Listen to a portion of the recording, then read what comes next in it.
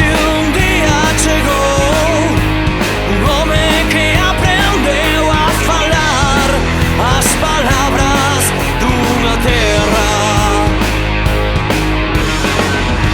Na rocha ele gravou os sonhos que arriscou no além do bisbar das mareas.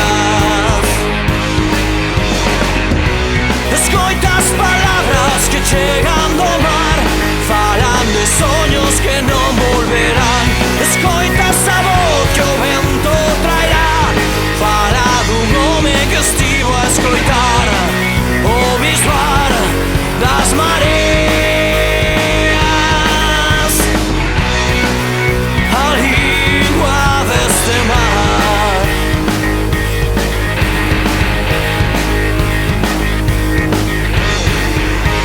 Os anos foram passando, o tempo esvaeceu a sua voz como pegadas na areia. O outono que rematou, com a vida por a que loitou e partiu, caro além da tristeza. Escoita as palavras que chegam do mar, falam de sonhos que não volverán. Escoita essa voz que o vento trairá, fala do homem que estivo a escoitar o bisbar das mareas.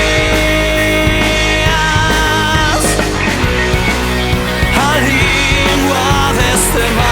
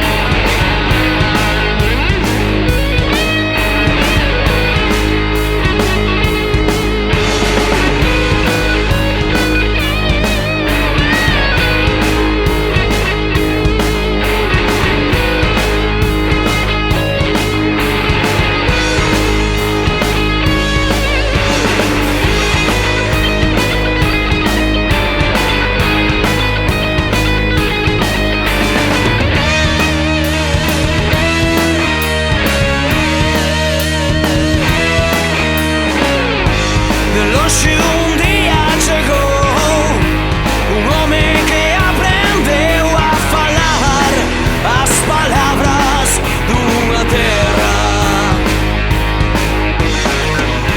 Na rocha ele gravou os sonhos